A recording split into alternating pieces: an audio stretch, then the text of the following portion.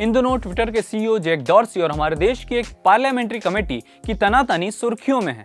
Committee ने 11 फरवरी 2019 को Jack Dorsey को समन कर दिया, लेकिन डॉर्सी ने पेश होने से मना कर दिया। अब ये एक रूटीन मैटर की तरह खबरों में आता और निकल जाता, लेकिन इस मसले पर अब जमकर बहस हो रही है। कुछ लोग डॉर्सी पर दादागिरी करने का आरोप लगा रहे हैं, तो कुछ लोग कमेटी के रवैये को ही शक की नजर से देख रहे हैं। बहस की वजह जानने के लिए हम थोड़ा फ्लैशबैक में चलते हैं।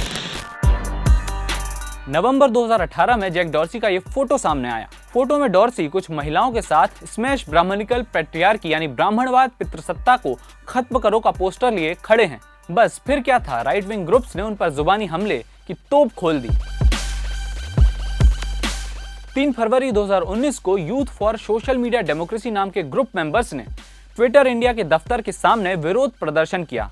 आरोप है कि ट्विटर राइट विंग यानी दक्षिण पंथ का विरोधी है और उनके ट्विटर खातों को बंद कर रहा है। इसी ग्रुप के दिल्ली बीजेपी के प्रवक्ता तेजिंदर पाल सिंह बग्गा भी जुड़े हैं, जो अपनी राइट विंग आइडियोलॉजी को देशभक्ति की चाशनी में लपेटकर जब तब सोशल मीडिया की कढ़ाई में तलते रहते हैं। ग्रुप के कुछ लोगों ने इस बारे में अनुराग ठाकुर को चिट्ठी तक लिख डाली। अनुराग ठाकुर बीजेपी के नेता हैं और इंफॉर्मेशन टेक्नोलॉजी से जुड़े मुद्दों की पड़ताल करने वाली संसदीय समिति के अध्यक्ष हैं। बस आनन फानन में कमेटी ने ट्विटर के सीईओ जैक डॉर्सी को समन कर लिया। 5 फरवरी को अनुराग ठाकुर ने ट्वीट पर बाकायदा इसकी तस्दीक भी की। इसके बाद सोशल मीडिया पर सवालों की झड़ी लग गई। सवाल ये कि कमेटी अपने समन में भले ही नागरिक अधिकारों के संरक्षण की बात कर रही हो, लेकिन उसका असल मकसद ट्विटर पर लगाम कसना है। वही ट्विटर जिस पर राइट विंग विरोधी होने का आरोप लगाया जा रहा है। हमारे देश में फेसबुक और गूगल का यूट्यूब यूज करने वालों की तादाद ट्विटर से कहीं ज्यादा है, लेकिन संसदीय समिति ने सबसे पहले ट्विटर के सीईओ को समन किया। चलिए माना कि समन करना सही है, लेकिन कमेटी का कहना है कि जवाब सीईओ से ही लेंगे। यानी ट्विटर अगर किसी दूसरे सीनियर ऑफिसर को भेजना चाहे तो कमेटी उसे नहीं मानेगी। अब कमेटी का यही रवैया मामले को तूल दे रहा है। ऑल्ट न्यूज के प्रतीक सिन्हा भी इस पर सवाल उठाते हैं। सुन लीजिए वो क्या कह रहे हैं। Where is the data to show that there is bias? And no data has been published in public domain, even by right-wing portals like Op India. It does not look good.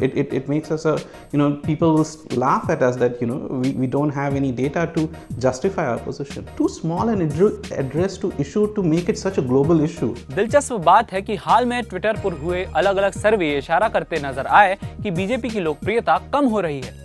अब चुनाव से ठीक पहले भला BJP समर्थकों को ये कैसे सुहाता।